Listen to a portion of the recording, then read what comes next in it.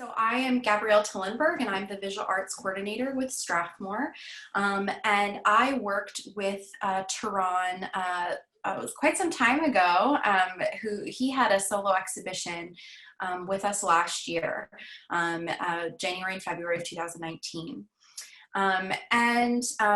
While we were waiting for people to join us, I was explaining that at this time, things are looking very different, but we're appreciative of the fact that this offers us opportunities that we may not have considered previously. And I think I was most excited to invite Terron to this series of our visual artist talks or virtual artist talks, because he lives in Chicago. So it wouldn't have been possible to have an in-person conversation anyway. So this is giving us a new opportunity that we haven't explored before, to catch up and see what you've been up to since your solo exhibition. I'd like to also share with everyone a fun little anecdote about Terron before I introduce him and allow him to speak about himself, because I think it speaks very well to his character as an artist. When we had him scheduled, he was living in Chicago at the time and had created very large paintings, that one of which you'll see behind him, or it was not in the show, but of that size. And when delivering the works for his exhibition at Strathmore, he took many methods of transportation, including taking his paintings on a train and taking them on a dolly through the DC metro system from Union Station, and then wheeled them up the hill from the Grosvenor Strathmore metro stop to the mansion at Strathmore. And I was so impressed. It was not fantastic weather to do that. I was impressed, but also a little upset with him, because I would have picked him up from Union Station had I known the trouble he was going to. But Terron is an artist who works so hard and is motivated by some really beautiful ideas. And so I'm really happy to be able to share that with everyone today. So without further ado, I would love for Terron, if you can introduce yourself. So Terron Cooper Sorrells, everyone. Hello, I'm Terron, and thank you, Gabrielle, for having me. And I just wanted to thank the Strathmore organization for putting together all of these artist talks while we're all hopefully staying safe inside. Now, I've been an artist for a long time now, and the Strathmore exhibition was a really pivotal moment in my career, because it was my first solo exhibition.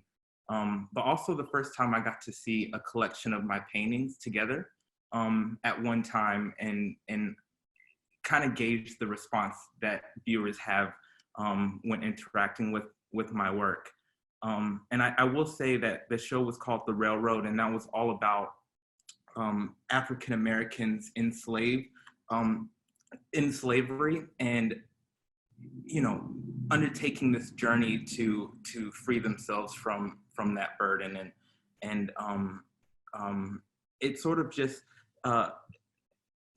just kind of takes you around on this narrative journey through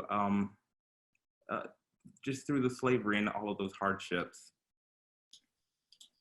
Yes, and I have to say and mention just how successful that show was. I was really impressed with some of the audience comments that we had come through, of all ages, really. It was so important for children to be able to connect to those narratives and learn about that history through your work. And we had some really lovely comments from people who appreciated the work, who were adults as well. So I would love to be able to share some of the images that were in the show, some of your work. So I'm sharing my screen, so we can take a little look at some of those pieces, particularly if you were not able to make it.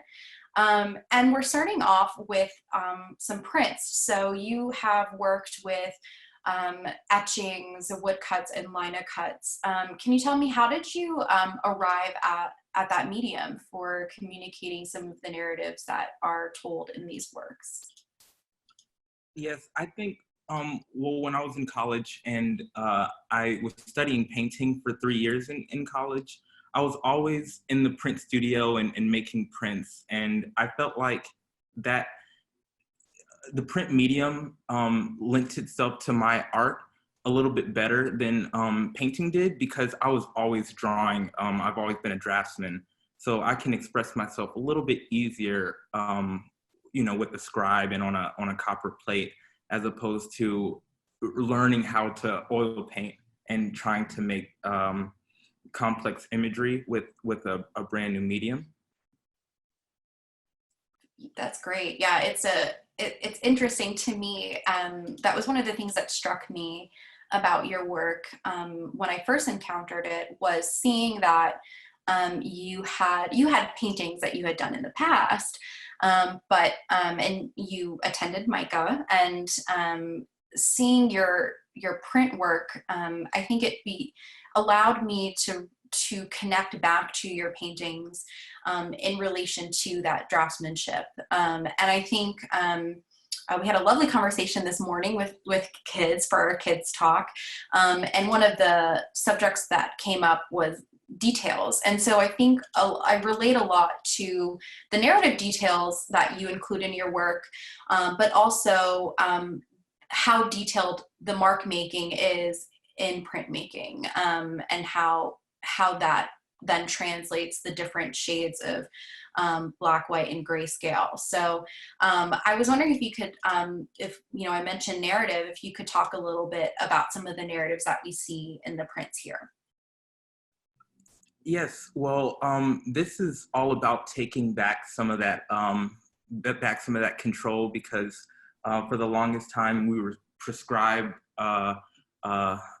these nouns, Negro, Negress, and I think, if you're told this is your name and this is who you are, you might want to think about that and how it relates to yourself. And you can kind of see the gentleman here doing that and checking to see if anybody else has come to do that themselves. And so this is sort of this playful bout between internalizing this negativity and then also, overcoming it. And we did speak back when we were, developing the exhibition. We did speak about an exhibition that was on view at the time that I immediately connected to your work, which was Unseen at the National Portrait Gallery.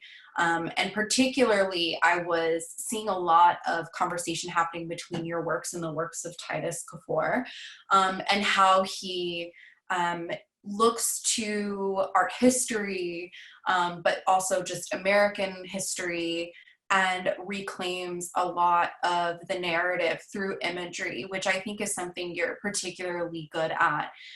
Can you speak to, we talked at that time a little bit about, sort of what is validity and what is truth when it comes to history. So much of the time, if not all of the time, at least formally, we rely on records, and there aren't visual records of this time that come from people who were enslaved. So many pieces of the puzzle are not here at all, are not represented. And so I think that's some of the importance of your work. Can you talk about what role history plays in your work and your inspiration? Oh, you're muted, so sorry, I'm gonna unmute you. Okay, go ahead. So I think it plays a very important role, and it's not just because I was exposed to a lot of history material growing up, but just now, like it's so disheartening when you go through an American art wing and you don't see yourself represented, especially accurately. And then I remember reading like history books as a child, and them just downplaying the subject so much, it hurts a little bit. And so I think it's nice to take the opportunity, especially with lino cut, because you can reproduce the images and disperse them, to give you something like a slave being being catered to by a community, you know, that has just been beaten.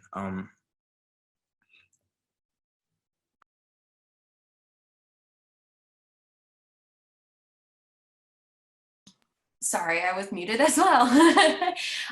Yeah, I think in this particular image, you know, I can see evidence of solves and, you know, varying methods that I can, based on, you know, my knowledge, piece together that might have been carried from generation to generation in terms of homeopathic medicine, that has so much basis in community.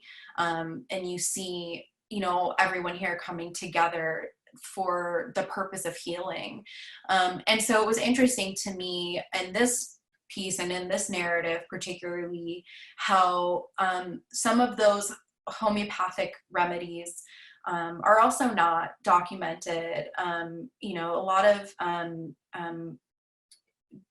knowledge is lost, and it's been recovered in many ways of you know, how some of those remedies or behaviors, whether they may be health related or not, you know, have a basis in science, you know, using plants that have certain qualities. So, you know, it's interesting to think about what really has not been recorded and what isn't represented, as you say. But what excites me so much about your work is how vivid it becomes, that I, like, you know, for me, it almost becomes an artifact. And I think as we move into talking about now, the oil pieces that you created for the show, you know, these were all brand new, and really spoke to the title and theme of your show, which was the railroad. So I'm interested to learn how you, and kind of recap how, for everyone here, how you came to these particular narratives that we're going to see here, and we can maybe take them one by one, starting with Prayer Circle. Yes, well, a lot of the narratives in the show come from just reference material that, you know, old slave stories and also folk tales and things like that.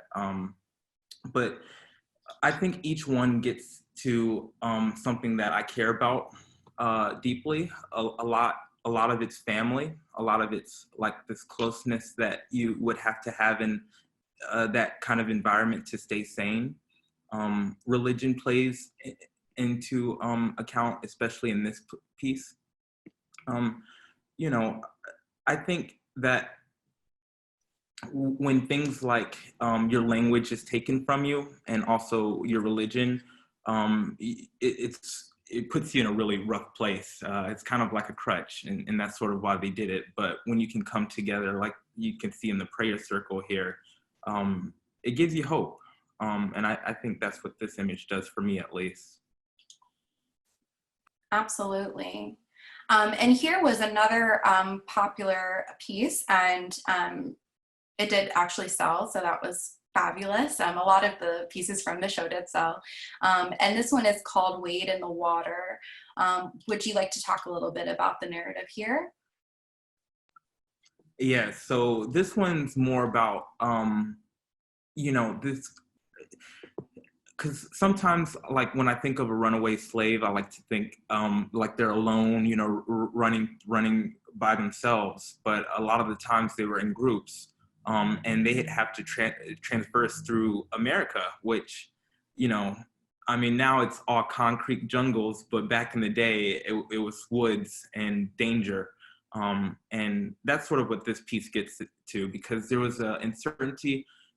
It's like, do we rather take the dangers of nature and the outside to get to freedom, or do we stay where we are and live as slaves? And I believe we have one more from the show that we're talking about today, which is You Are Free to Pass. I have no riddles for you today. Do you want to talk a little bit about this one as well? Well, yeah, this is one of my favorite pieces from the show. And it gets to maybe like running away by yourself and what that might entail.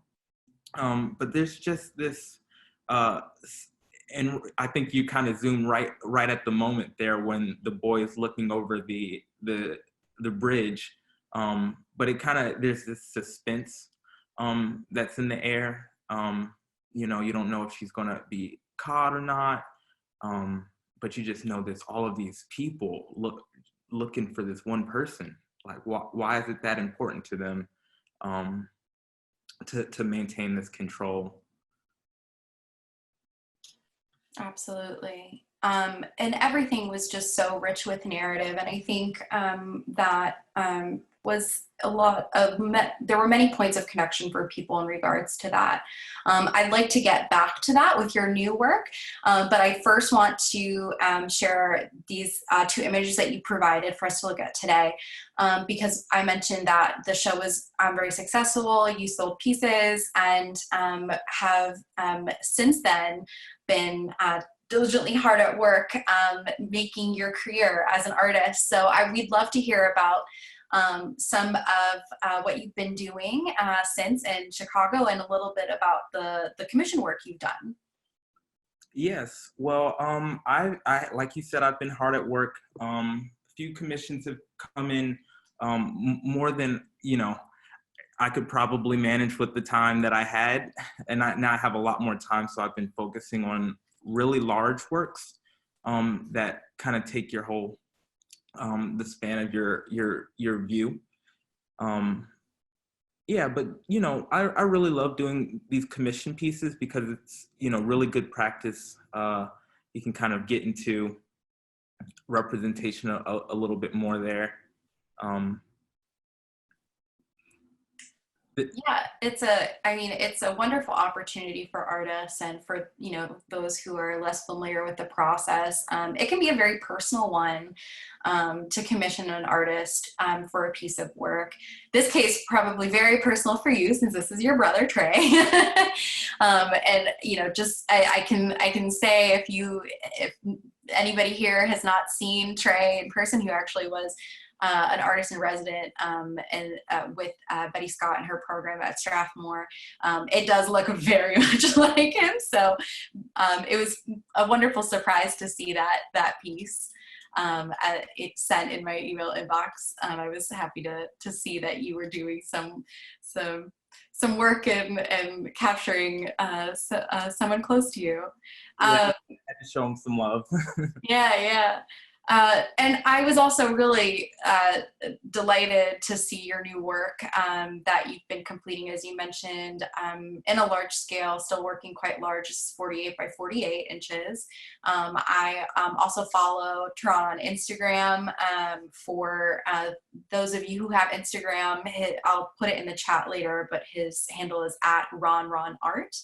And you're really great about showing some of your process on Instagram and showing things in progress. So it was lovely to see a few of these in that light that you featured on Instagram. So this first one here is African Waltz. So I'll go ahead and zoom in on some of the elements here, but I would love for you to share how you've arrived in this sort of like new body of work that you're working and what that's about.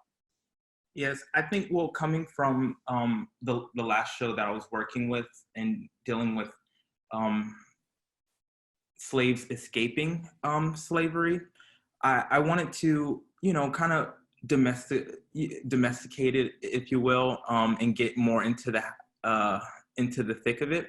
And so in this image, you have a slave ship, and so they're obviously in transit.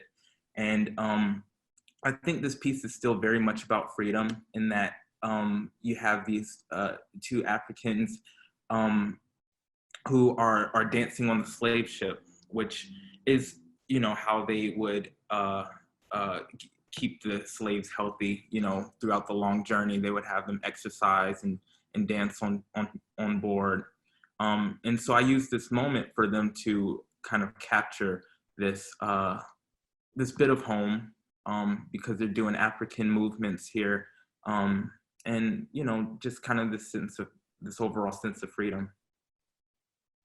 Absolutely. And we talked earlier with our kids session about one thing that I observed and that I really appreciate is how the movements, the shape of the arms mimics the wings of the birds, and really what that says about freedom. And you mentioned the cigarette. Can you speak to that and why you included that here? Yes, well, I like to have little hints. Tobacco products are a big reason why they're shipping a lot of these people to America. That as well as cotton. And so in a lot of my pieces, you'll see agriculture and plant products, things like that.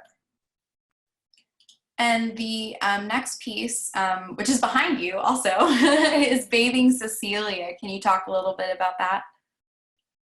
Yes. Well, and this is a very, I do uh, find a lot of inspiration from Northern Renaissance art and, having structure and balance within the image. But also like this mother and child representation is something that I find really, I hold really close to me.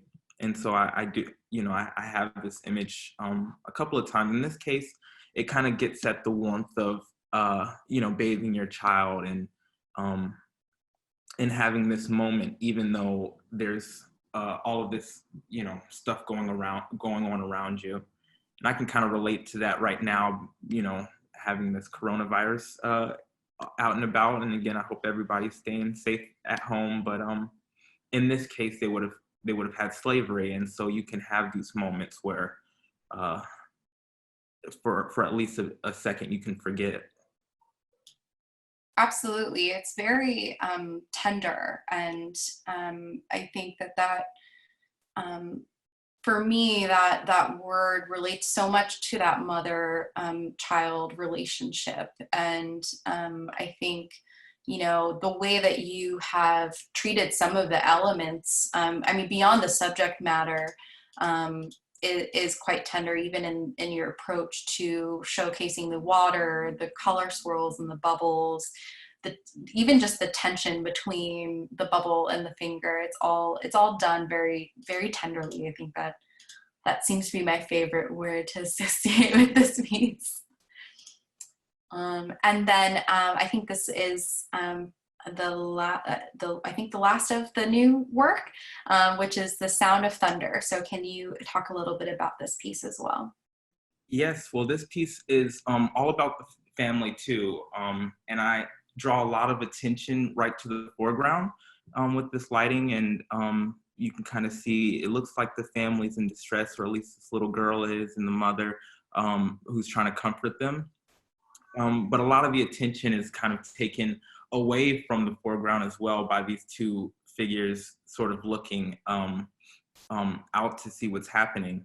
Um, and what's happening is somebody's being beaten. You can almost imagine that the person who is being beat there has a relation to this family, because it would have been a sound that you would heard often. I'm assuming, or wouldn't have been out of the norm, but to affect the family, you kind of have that. Um, you kind of have to draw the connection there. Yeah, absolutely. There's multiple points of tension here that you've captured really beautifully and poignantly. And so many different interactions for one composition, and for it to still remain that balanced composition is quite masterful. And I can see, how you look to some of those older works in order to do that. So. Lastly is a little bit of a lighthearted note. We were so just happy to see this come through.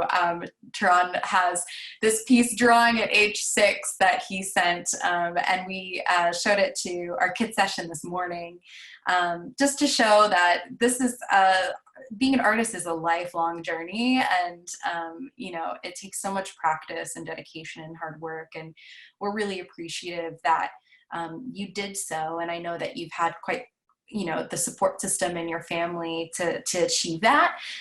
So we're thankful to them too. It's, this is quite the journey between the two. So it was a delight to see that. So I'm going to go ahead and just turn it over to our audience. If they have any questions, please feel free to either unmute yourself and ask a question or add something in the chat. I can also, if you raise your hand, we can also call on you there, but take it away, audience. I have a question. I'm sure you remember this great drawing called Gumptious. And is there a story that you heard, or is this something that you imagined, a couple that stepped out in fashion and style, maybe in protest or in spite of, to fulfill the meaning of the word gumption? Do you have any story about this piece? Well, I think you're absolutely on the nail there. It's sort of a protest to the conditions that the slaves were in, and I would imagine that if the African Americans had the control, they would have been able to keep a lot of that wealth within their families, and this is sort of a representation of that. It's brilliant. I get it all the way. It's really, and it's a great drawing as well. Thank you very much. I'm very happy and my wife and I are very happy to have it. Thank you. Thanks, Al. I'm glad that you decided to take that home. Oh, Elmer, go ahead. Hey, it's Mark. Hi. Thank you so much for doing this. I wasn't able, hey, Terron. I'm Mark. I bought your two pieces. You can see Wade in the Water is behind me. And then this one, which I'm sorry, I don't remember the title, but I just have to tell you that of all the art that I have bought, these two get the most reaction. And people will come into my house and say, wow, and they'll just stand there and look at them for a long time, more than anything else that I have. And they're just full of questions. And one being with Wade in the Water, they always ask me about and I'm not sure if I'm getting this right here, the relationship of the rabbit, the snake, and the crocodile or alligator. Is it allegorical? Is it a reflection of what's going on behind, of the danger that the rabbit is in, and what nature has to go through? Yeah, there it is there. Can you speak to that or explain your thoughts on why you put that there and why in the foreground?